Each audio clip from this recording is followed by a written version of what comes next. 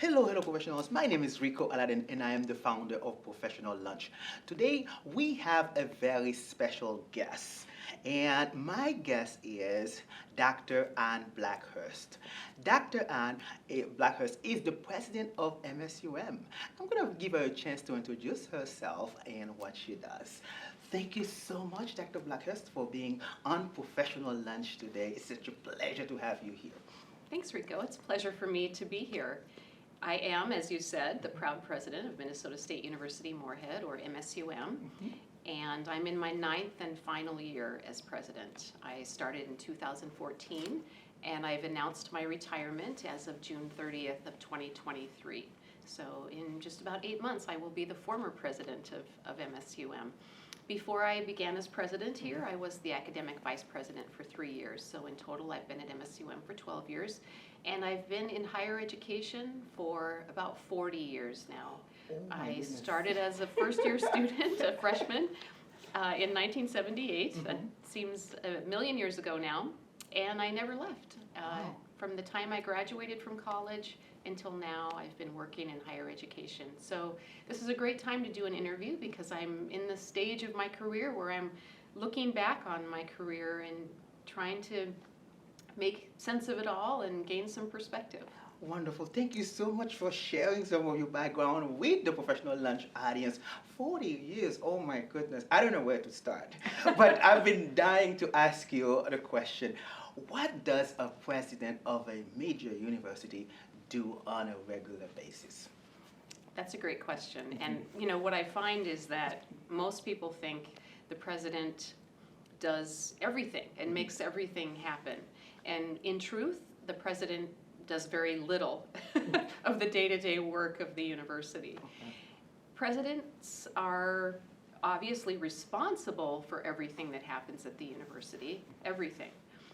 But the key is hiring good people to do that work and then overseeing the work and overseeing the people and representing the university mostly externally, to the community. And so it's a ceremonial job, in one way. Lots of ceremonies, whether it's convocation or commencement or distinguished alumni events or, lots and lots of ceremony. It's symbolic. I think people look to the president to symbolize what the university is about and to represent the university's value and mission. And it's stressful because even though I don't do the work myself, I am responsible for it. And as you know, the last few years have been really challenging in higher education and just for our world generally. So there's a lot of responsibility resting on my shoulders, even though there's not much I can do about most of it, if that makes sense. Yes, wonderful. So, the way you describe it make me want to follow up with the question. So, what are some of the strategies you use to have a great team? Let's say you want to hire a department chair or someone, anyone on your team right now. What are some of the strategies that you use to put together a good team? Well, first and foremost, I make sure that the people I hire, that I'm responsible for hiring, share the core values of MSUM. We have very specific and well-defined core values: grit, humility, and heart. And those are not core values that you would typically see on a corporate values statement or even another college or university value statement. Grit, humility, and heart are values that are very particular to MSUM. And I've learned over time that if we bring people into the university who do not share those values, they're not successful here.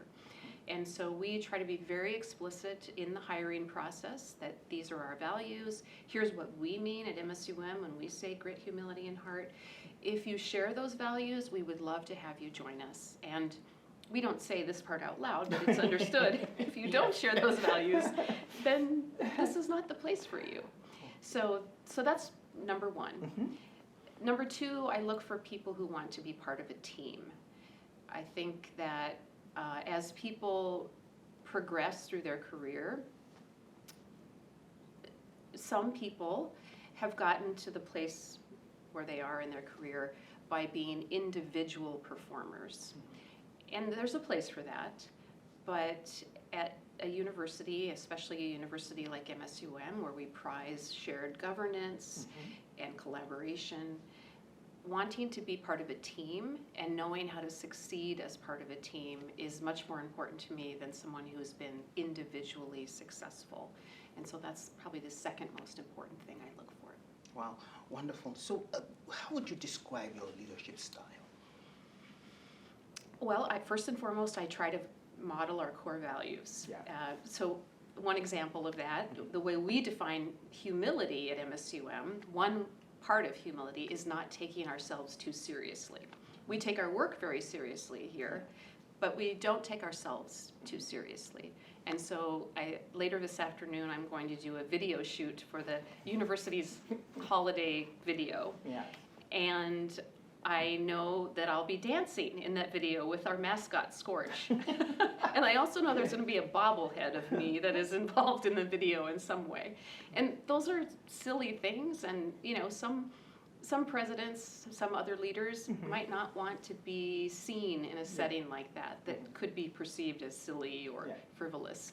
But it's part of who we are at MSUM to, I'm willing to laugh at myself, and I'm willing to let others laugh with me. And so I would say having grit, humility, and heart is definitely part of my leadership style, and it was before I joined MSUM. I mean, that's the thing. I didn't adopt those values just because I came here. I had them before I came, and I saw that this would be a great fit for me for that reason. So modeling the core values of the university, first of all, and secondly, and I mentioned this earlier, hiring good people who want to be part of a team and then letting them do the job they were hired to do. I don't think if you interviewed people who report to me, certainly not everything they said would be positive. That nobody's perfect. But you wouldn't find a single person who says I am a micromanager or I am meddling in whatever it was they were hired to do.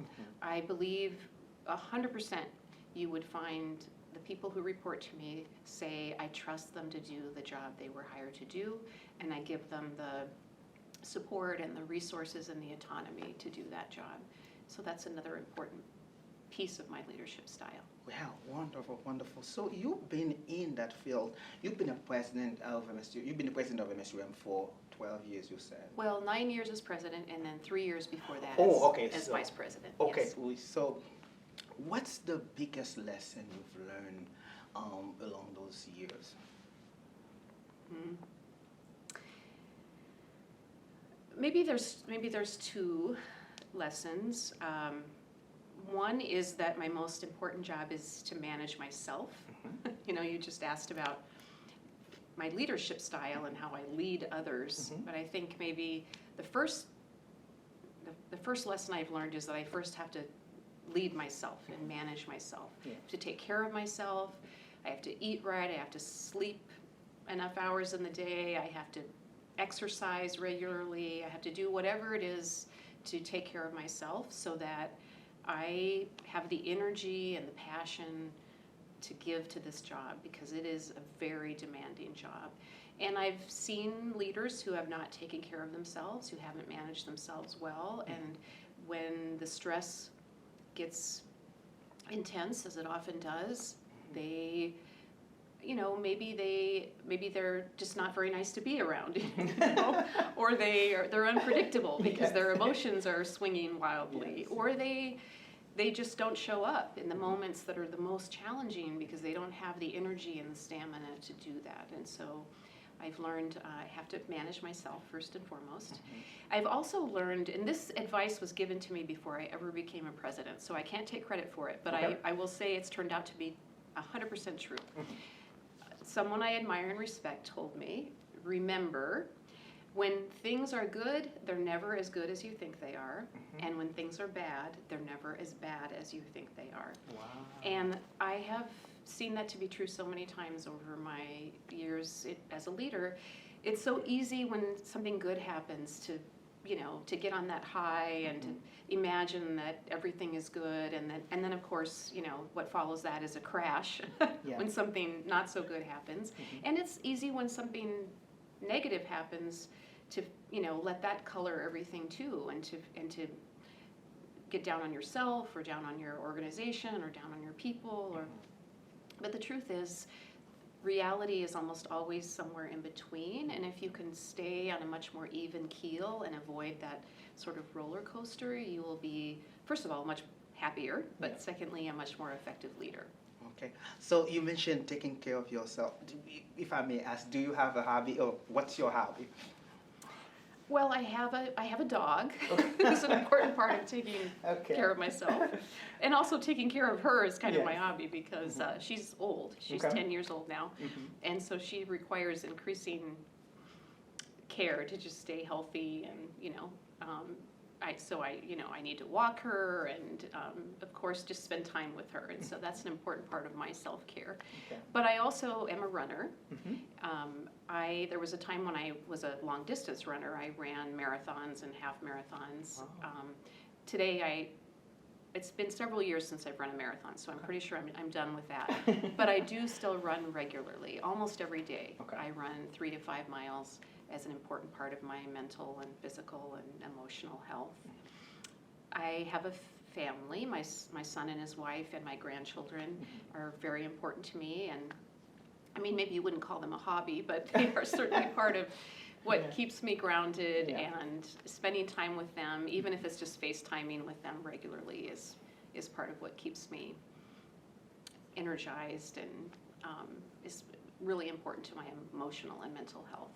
And then photography and gardening and travel. I have lots of outside interests as well. Wonderful, wonderful. So we're going to take a short break here. When we come back, we're going to talk about some of the things that President Blackhurst loves about her job. We'll be right back.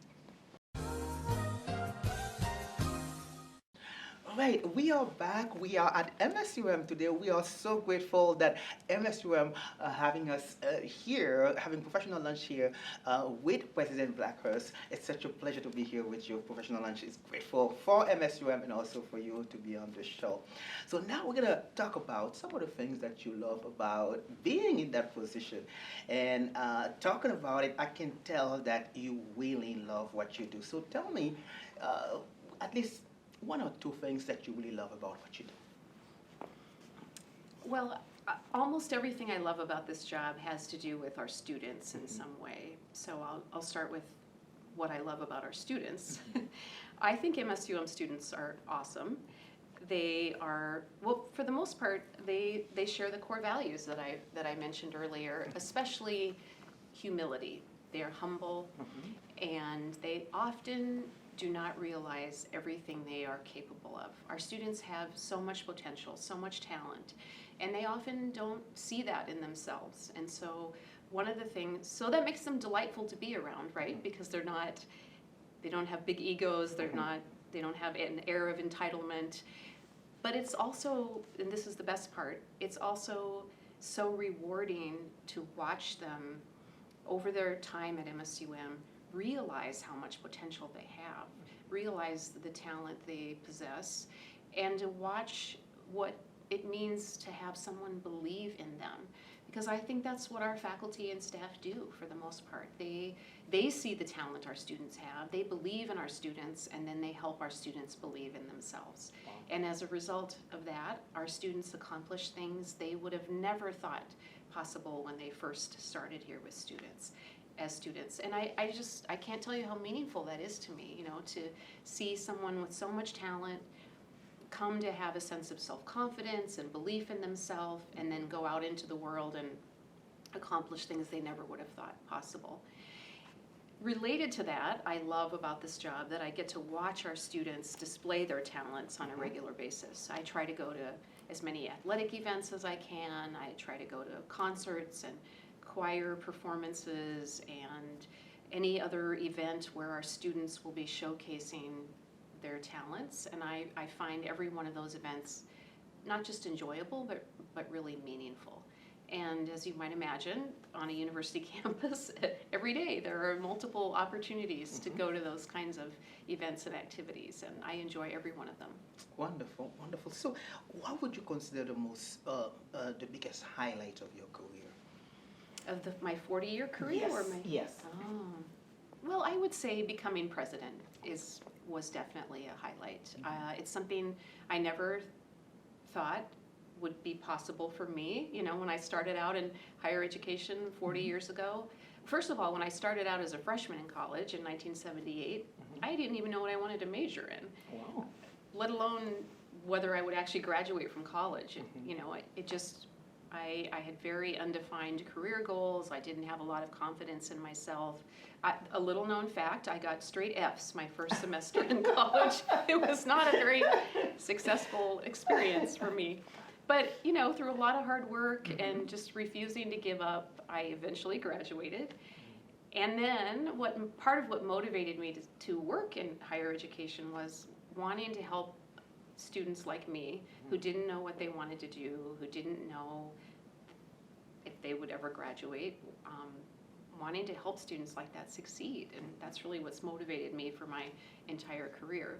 But to have been a faculty member and the dean and a vice president, and then finally to be the president of a university, especially a university I love, MSUM, has definitely been the highlight of my career. Wonderful. You know, I always find myself repeating that throughout when I have guests on the show, is telling them why I have professional lunch. All right. So I want to bring the stories, you know, the experience of people, you know, accomplished professionals such as yourself, who started out, didn't know what they want, and now you are at very high level in your career. So, you know, what would you tell that student right now who is, you know, maybe their first year in college, who does not know what they want to do, who does not, you know, who are having bad grades, and what would you tell them, you know, to encourage them to, you know, to become something like you, somebody like you? Well, it's an interesting question, Rico. If I was going to tell myself something at that age, I would say, don't give up. Yeah. You know, someday you'll be a university president. My younger self would not have believed that would be true. But for, you know, for other students, I think I would still say, don't give up. Don't give up in yourself. You know, maybe college isn't right for you, and maybe someday you'll decide that. Yeah. But don't give up in yourself. Don't stop believing in yourself. And even if you stop attending college, keep on investing in yourself and your learning and your development, and keep believing that you're capable, and that when you find that thing you really want to do, you will be successful. Yeah. I would also say, anytime someone opens a door for you, walk through that door. Because when I look back on my career, what I realize is at every step along the way, I was happy doing whatever I was doing. I loved being a faculty member. I thought it was the best job in the world. I thought I would do it for the rest of my life. But someone opened a door for me to become a dean. And even though I thought, are they nuts? I can't be a dean. I thought, well, if they think I can be a dean, maybe I can. And so I went through that door. And that same pattern repeated itself throughout my professional career. And so I think advice I would have for anyone, but especially students who might not be sure of themselves or what they want to do, when someone else provides an opportunity for you, take that opportunity. See where it leads you. Use it as a learning experience, but don't pass it up. Wow, wonderful, wonderful. Now we are gonna take another short break here, and then when we come back, we'll talk about the favorite part of the conversation, at least to me, talking about the challenges. As you know, every field out there has countless challenges. So we'll be right back. We are back. We are at MSUM today. We have President Ann Blackhurst on professional lunch. We are so grateful to be at MSUM. So now we get to talk about some of the challenges that you face in that position.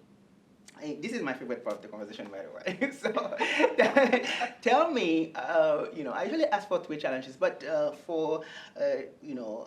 me at least the biggest challenge that you face in this position. Well, I'm sure this is not the first time you've heard this response, Rico, but when I look at the 9 years of my presidency, I have to say COVID was far and away the biggest challenge. it feels a little different now that we're in this phase of it than it, and so maybe I have a little more perspective now than I did, in spring of 2020. But there were several months, maybe longer than that, where it felt like the world was ending. I mean, the world as we knew it was certainly ending. That's certainly true in higher education. Within a matter of weeks, we moved everything online and changed everything about the way we operate. And it took a long time to get back to anything that feels like it's approaching normal. I mean, finally this fall, things feel a little more normal, but there are far-reaching effects of the pandemic that I think probably will be with us forever. And during that period where where we didn't really know what was happening, and we were so worried about the safety of our students and our employees, and that's the most stressful period I recall really in my whole life, but certainly during my time as president. Wow. So yes, I'm glad you mentioned COVID, because that was going to be one of the questions that I was going to ask. And during COVID, you have shown tremendous leadership leading the university past that time. So what was your strategy in making certain decisions and dealing with that change? Well, MSUM is part of a larger system of higher education, the Minnesota State Colleges and Universities. And so in some ways it was beneficial that we have a system with a chancellor and a board of trustees making some of the decisions about what would happen during COVID. In other ways it was frustrating and inefficient and led to some confusion, and because the Minnesota State Colleges and Universities is made up of 33 different colleges and universities spread all over the state, and every one of our institutions has a completely different context. It's much different to be a university on the border of Minnesota and North Dakota than it is to be a university in the center of the Twin Cities or near International Falls or wherever it might be in the state. And the COVID context was different for each one of our institutions. And so there were things I might have decided as president because I thought it was in the best interest of MSUM, but at a system level, a different decision was made and we all needed to abide by that decision. So part of my job as a leader was to decide the things I could decide for our campus, and then implement the decisions that were being made above me, and try to provide a rationale for those decisions to our campus so that people would hopefully understand why decisions were being made, even though they seemed like they might not have been the right decision for our campus. Okay. So, the next question is, you get to those big decisions in your position, but I guess, how do you usually respond when a decision is not being well received from your team or your staff or someone that you work with? Well, I'm a pretty deliberative decision maker. So before I make a decision, I usually think it through from every angle, and I almost always change my mind at least once. And I don't think that means I'm indecisive. I hope it means I'm open to feedback and input and different perspectives, and that over the course of the time when I'm making a decision, new information comes in and I'm willing to incorporate that new information. But what that usually means is that by the time I make a decision, I'm pretty sure about that decision.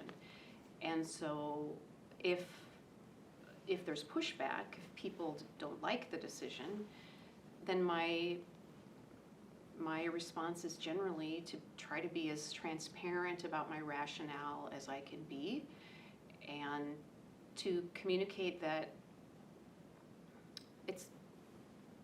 it's my job to make the decisions that I think are best for the university as a whole. And that's that's not always the best decision for you personally, or for our employees, or our students, or our, from any perspective that you look at a decision, it might not be the best for that person or that group. But when you look at the university overall, it's my job to try to do the thing that's in the best interest of the university.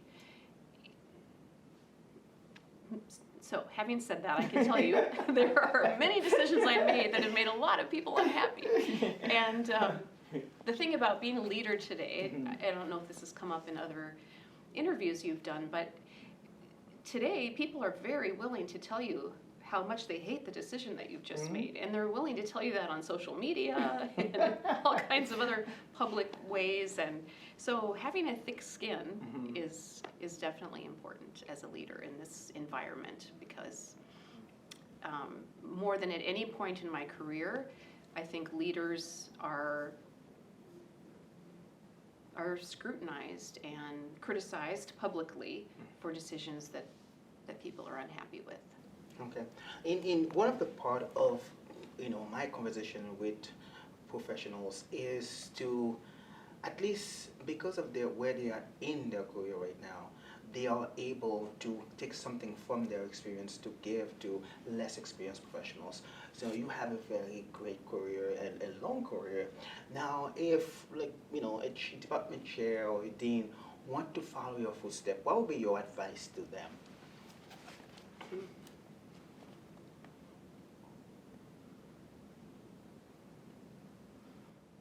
Well, I'd repeat the advice I gave earlier about when someone opens a door for you, make sure you go through it. Take advantage of the opportunities to learn something new or do something different.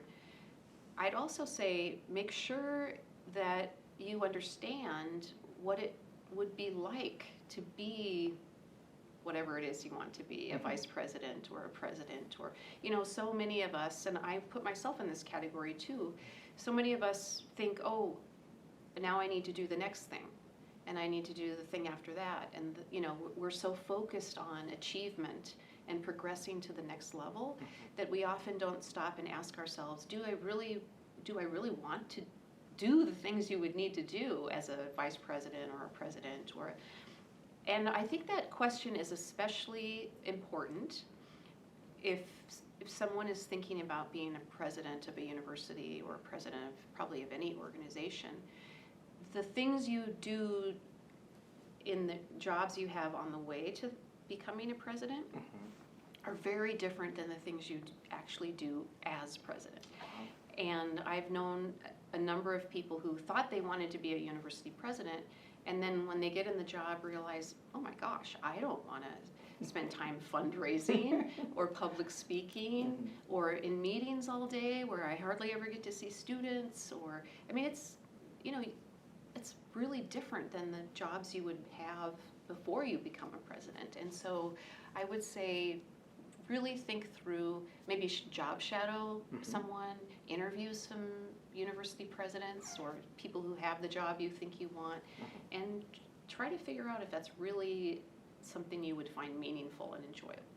Wonderful, wonderful. So, I have a part of the show that this season I start asking my guests because it's really important. So when I say kindness, what does that mean to you? I think it means giving other people grace, understanding that everyone is struggling with something, everyone is doing their best under circumstances I probably don't know anything about. And so even if I have to hold someone accountable for not doing their job, or I can do that in a way that respects the person and acknowledges their humanity and acknowledges that I believe they're doing the best job they can. And I mentioned earlier that in today's environment, people are so quick to be outraged and to express their outrage publicly and to criticize others and try to embarrass you, humiliate others. And so I think kindness is the opposite of that, right? And it's thinking about, like, okay, if I was in this position, how would I want someone to treat me? And more than that, as a leader, I think you have to go above and beyond. So even if someone is treating you badly, you can't treat them badly in return. Wow. As a leader, you have to take the high road. Yes. And make sure you're treating people with kindness regardless of the situation. Wonderful, wonderful.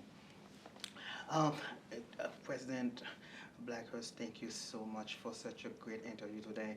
I had a great time talking to you and learn about you and what you have to say to others who are growing up right now, just starting their careers.